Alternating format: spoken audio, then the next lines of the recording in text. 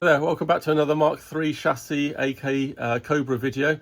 Thanks for joining me. Hot off the last video, what we're going to be doing in this one is just finishing up the rear lights there. That ended up being a little bit more tricky than I thought, but a good result in the end. We're going to get the windscreen on, which is going to be a bit more refitting in and out, which is always not the best thing to do once you've had the car painted, but unfortunately the body shop filled in my holes for the escutcheons, so we need to mark them all up again. But at least we know it all fits, and it should be fairly simple. So anyway, thanks for joining me, and please like and subscribe. Let's get cracking. So first of all, these rear lights. So I was going to use a bit of cutout fiberglass from the dashboard to fit over here. It ended up, I think, being a bit too thick, and I don't want a big bulge when the carpet's laid down here. So I found some bits of plastic. Fortuitously, it's clear. Otherwise, we would have had to do some other interesting marking out. But I've put these in here, all bonded down, and then I slid the lights in here, and I could see exactly where the holes were, some mounting holes, and I just drilled and tapped straight down, fairly flat bolts there, straight into the hole, and it's all good. And I think that gives me a fair amount of adjustability as well, and also it can be totally removed should it have to be. So the adjustability, I can make the holes in this plastic elongated. I can push the light in and out if I like, and just adjust them slightly. I might actually just do this left hand one just so I can tuck that in another couple of mil, but generally it's all good. So actually really pleased with that. The carpet should lay over that, no problem at all, with barely a bulge. So that's pretty cool, quite good. The previous 4 cars, I've done a bolt straight out the back of this unit, straight into the chassis member there, drilled and tapped that, and that's also a really good idea. And yeah, the bolt just goes straight through, holds it all nice and firmly, and that's a good solution. I'm not sure why I didn't do it this time. I think I ended up doing these lights a touch lower, or maybe some reason they're quite close and flush to this boot floor, so I thought I might as well just use that solution instead, as it's quite easy. Yeah, anyway, there's plenty of things you can do there to fit them all in. So that's all good. And what are we doing now? Well, the boot's generally done. Got my bit of oak wood here to cut some little sections off to do the shark fins in the front. I did do MDF once. As soon as it gets wet, it obviously just falls apart. So a bit of oak, and I put a bit of varnish on there, and plus all the filler and everything keeps it fairly waterproof, and so far that's been a good idea. So that's fine. Got the filler cap fitted, as you saw, so that's quite nice, like that. I've just had to refit my steering column, so it came back from the paint shop in a slightly different position, and there's a little bit of rubbing from back there, so I just had to trim it and refit it and put the bolts in the right place, because they hadn't had the stack of bolts in the correct place. So I've got it all tightened down. I brought it forward a lot more as well, so the stalks will be well clear of everything, and the steering wheel's all nice and got a parallel there. It should sit nicely for the driver. So that's all fine now. So really pleased with that. Fitted the boss correctly with the cancelling section for the indicators. So yeah, I think that's fine. Just waiting for some Jubilee clips to fit the air pipes there to go up to the air vents. So they will fit on nicely. You can do that at any time. So I think I'm going to go ahead and get the windscreen done. Once the windscreen's done, I can do the windscreen wipers and everything else. So let's go and grab that. And as you can see, I no longer have any holes for the escutcheons, and even the I think it's M6 hole here, even that's a touch small for my side mirrors. Not that I can fit them until after IVA anyway. So let's get cracking. Hope I don't scratch anything or scuff anything up. Well, we're very nearly complete here, although I am well taking my time because I'm not looking forward to any dashboard wiring issues that I might come across. Anyway, the windscreen is in, nothing to film. The holes were where we made them before. Only thing I'll mention is, so I remade my escutcheon holes, and then I had to fix the escutcheons before putting the windscreen legs through, and I used the flat sort of spring nuts on the back to tighten down on and sort of knot the bodywork so I can get all my screws heading in the right direction, etc. So that's all pretty nice. So pretty pleased with all that. Now I've just put the wiper motor gears in. Again, the holes were big enough. I didn't need to mess around and widen them, which is good because I didn't want to have to take any paint off the inside. So that's fine. So now we have to fit the wiper motor, and I think this is called a bungee tube. And this is not the most pleasant job. So what we have to do, we have to sort of fit the motor, see where the end is, and then measure the distance between the end here and the first gear, wiper gear, and then measure the distance between this wiper gear and the next.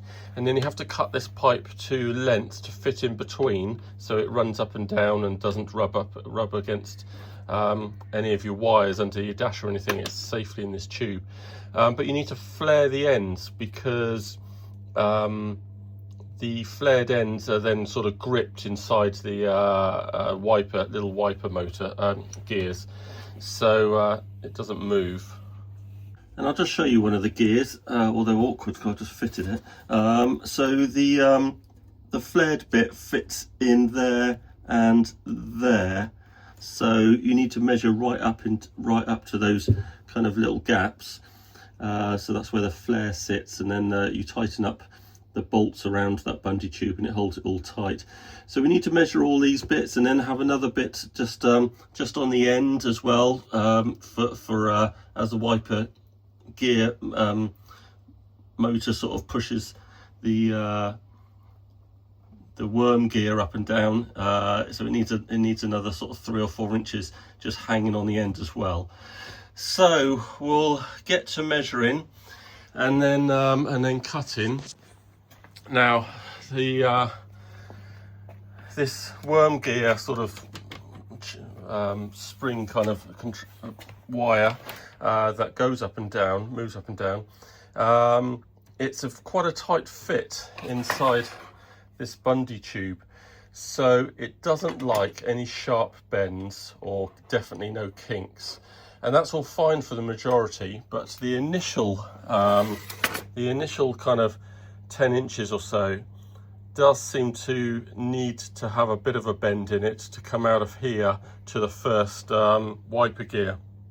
So we'll have to bend that very gingerly and do our best, and then obviously grease all this right up and then slide it through all the tubes. Now for the first time, I think this is fixed inside this one. Maybe it's always been fixed, so I'm gonna have to cut very carefully the very first length, taking into account a very slight bend and the flare that I need to put on the end. So I'll get on and do that. Just to add there, I stand corrected, this did unscrew. You can see a flare here for this initial end, so I'm going to just put this section into the motor and then mount it all, and then I can get all my distances and everything. And I'll be careful to measure from this bit all the way to the flare at the wiper motor gear. Okay, so I've just got the motor just kind of wedged in there, and my first job is actually going to be cutting this drive just a little bit, because it's you know, stupid long, and I don't want to start scratching anything. It certainly doesn't need to be that long. So you can see here the wiper motor gearbox is just there, so it needs, I don't know, another 4 or 5, or not even that, probably about 3 inches, judging by the length of the arm in the motor. so it's going to oscillate, you know, backwards and forwards, sort of 3 or 4 inches, I guess. So I'm just going to take this down a little bit, just so it's a bit more manageable for a start. So I'm going to be cutting it about here, and I'm going to be saving over about 1.5 feet, I guess. I will just double check my measurements so I don't take too much off, and then it'll be a little bit easier to work with. I'm then going to thread it through the gearboxes so we got the correct path, and then I'm going to take my measurements to cut the bungee tube. Alright, so that bungee tube's all buttoned up there, so nothing is major tight. I mean, I've done the left hand gearbox nice and tight, so nothing's going to change there. This right hand gearbox, that might change, because we need to check the direction of the motor to make sure that it moves the windscreen wipers in the correct direction. So don't install your windscreen wipers until you've checked that, because if they go in the wrong direction, they could go into your paintwork and scratch it all up. So I always just double check that it's going to do a nice sweep in the correct direction before attaching. And also, once I've done that, I am going to just whip it, that motor out and pull the gear out, which is quite a simple task then, now you've done all the bungee tube, and grease up that kind of drive gear, the whole length of the worm gear, grease it all up and then slide it all back through the tubes, and you're all done. Okay, so jobs to do are really the shark fins, which I'm not going to do until I've definitely got all the wiring correct and the indicators work, because I can't quite remember which is positive and negative. There is a black wire and a white wire, and you would have thought the black is negative, but I don't think it is, so I'm not totally sure, and I might just need to switch the pins around on the connection, and obviously access is a lot easier through there, so I'm not going to put them on yet. And the front splitter, now I can't do the front splitter because I haven't quite got enough room here, because it's the car's up on its ramps, so I'm going to do that after I've solved all of the wiring issues for the dashboard. So I need to go and grab the dashboard, and we'll see where we're at. All right, here we are with the dash installed. So I had some minor issues. First of all, my left-hand indicator didn't come on, and that's because the positive and negative were the wrong way around. So simply pushed out a pin, pushed out the 2 pins and swapped them over, and that's all good. However, they were still flashing fast, and that is because neither of my rear indicators were working. So I have since found that I have got a blown bulb in this one, and this one, when I was connecting it, I'd actually pushed a pin out, so it wasn't connected. So I just pushed the pin back in, made sure it's all firm, and that all now works successfully. Rear light, reverse light and fog all work. So as to some other issues that I had on the dash, also my high beam bulb was blown, so I realized that by testing the connections on another bulb, and when I did the high beam it turned on, so it's the bulb. So ordered another one of those, so that's all good. Everything is now working okay here, so side lights turn, everything on. Initially the engine light start button didn't turn on, and that's because I just had to switch over the illuminating wire and the earth wire onto the others, so that it came on with the side lights, so that's cool. Right, headlights obviously turn on, so that's all fine. You can see I've got illumination in all the dials. Fan now fans. Fog light will only turn on when you depress it, which is correct. And indicators, hazards, that all works as well, so you can just make out the hazards working, but obviously the rear ones aren't working. So that's all fine, and now all I'm working on, and when you push the parking brake light should come on. So there we go, so that all works, and that also comes on when you've got no fluid in the brake fluid, so that's all fine. That's all good. Now, one extra thing I'm going to do, what you can do with these lights is do other colours and make other colours light when when they're depressed. So what I'm going to do, the red wire, the red colour for the parking brake, I'm also going to make come on, and I'll just show you what it looks like when it's getting a current. Let's see if I can, there you go, so it comes on. So all I'm going to do, I'm going to wire this up with whichever wire becomes live when it's pressed, and that'll make it light up when it's pressed. So it's either the yellow or the white wire. I think it's the yellow wire. I think the white's common and yellow is on when it's pressed. So I'll just jump that red into that and it'll illuminate red when pressed, which is pretty cool. So blue normally, and then it'll go red when pressed. Let me see if I can show you that. Oh, it'll actually go a bit purpley because of the two colours, but that's fine. So that's all quite good, and an extra little visual. So yeah, I'm all pretty happy with that. So everything appears to be working now. Immobiliser in, obviously I've got the ring round here, so the immobiliser is sorted. So the only things that I've got to worry about now is possible dip switches on the back of the rev and the speedometer, and I've got to suss out how to program the speedometer for my diameter wheels and everything else, like you usually do on the Smiths, I should think. So what have I got left over? I have got leaks out of the pressure regulator here, and it's not my connections, it's the actual connections and blanking bolts into the pressure regulator, even though there's little rubber, seals and all the rest of it. So I've got to work on that. I've been told Loctite 577 is fuel safe and doesn't deteriorate, and that might be a good idea to seal those metal to metal threads. So I'll let you know. So just picking up here after having a couple of weeks off for a holiday, and unfortunately coming off a mountain bike pretty severely. So slightly limited mobility, just hurt the chest and lower area. So so I can't do too much at the moment, but I have been just pottering. So let me just catch you up with what we're doing.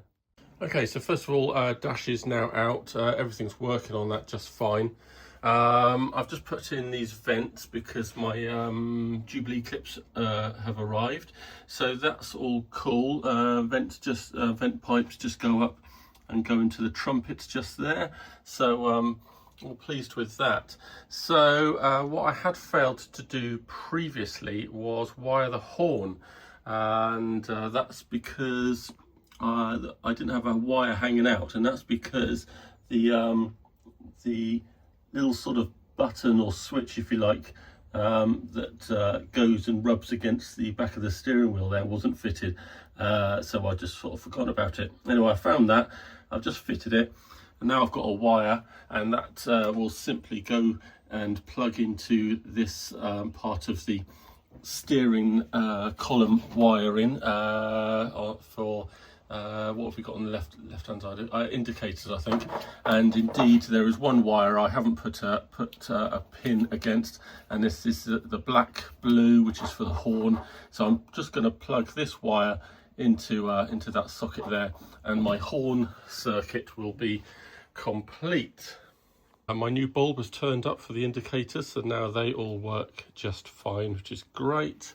And now what I'm doing, while I can't do too much, is sorting out the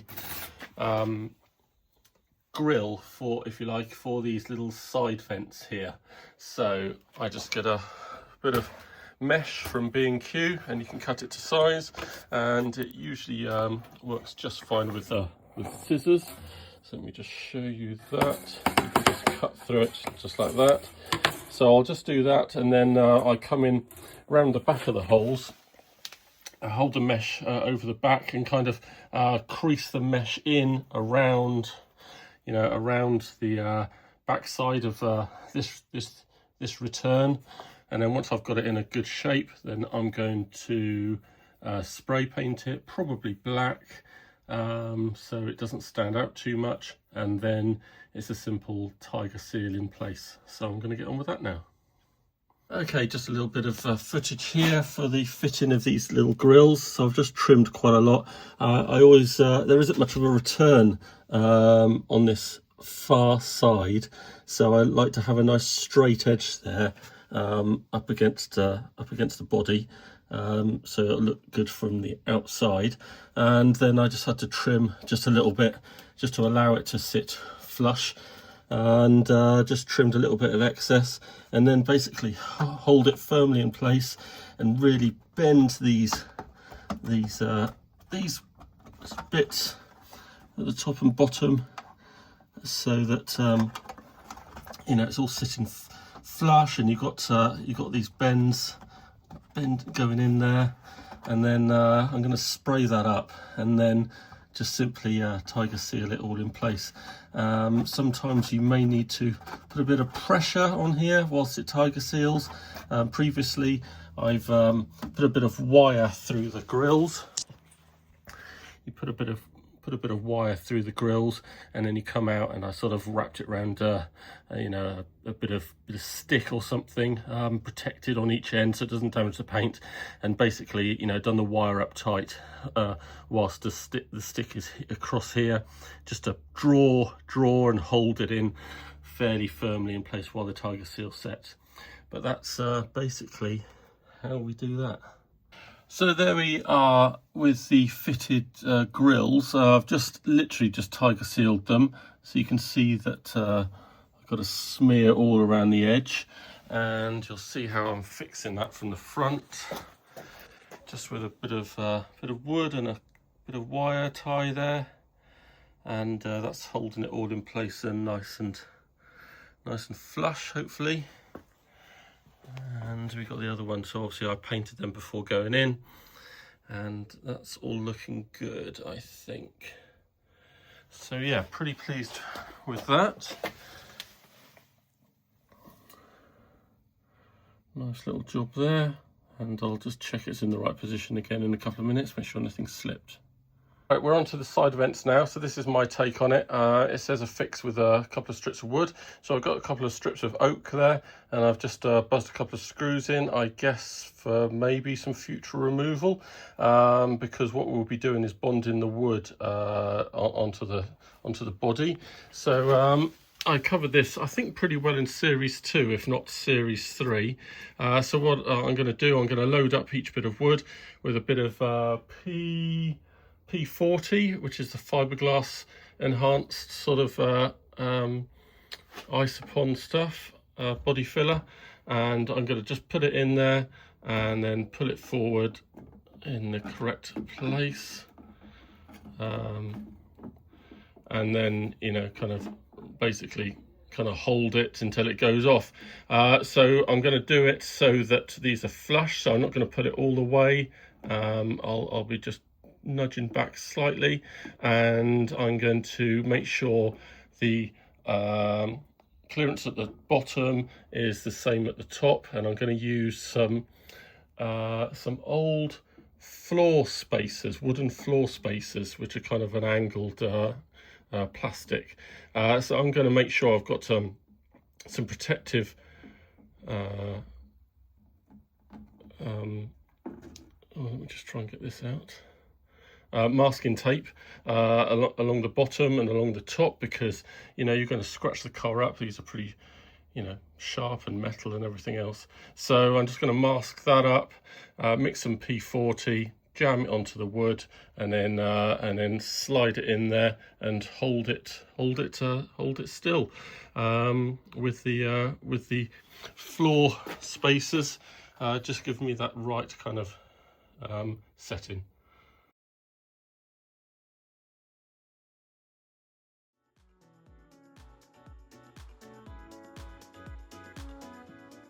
Well, here we are. Unfortunately, my recording didn't work on the iPhone earlier, so what I'm saying here is I've got the grills in place, and I'm just setting up my spacers. So I've got even spacers top and bottom. Make sure it's fairly flush with the bodywork.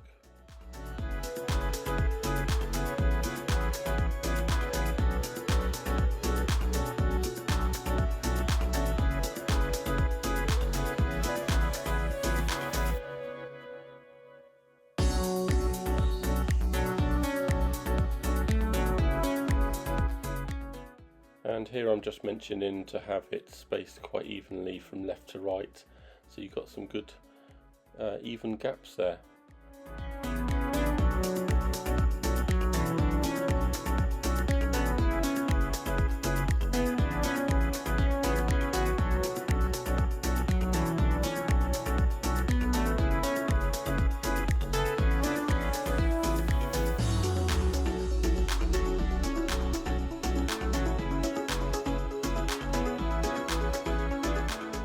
That's one side done, and a little bit look at the grills on the front there, and you can see my driver's side here just setting up, and it takes about 20 minutes to go off, or I leave it a little bit longer before I start removing anything and the protective film.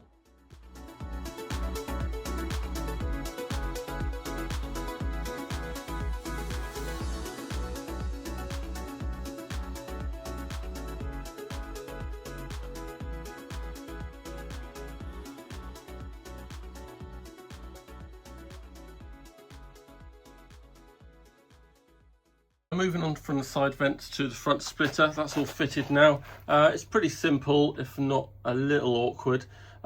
Basically, I put a couple of bits of tape up here and on the other side, measured the centre whereabouts it was, just with a line, so this tape had a line on it, and then I just held up the splitter behind it and made the holes in the right place.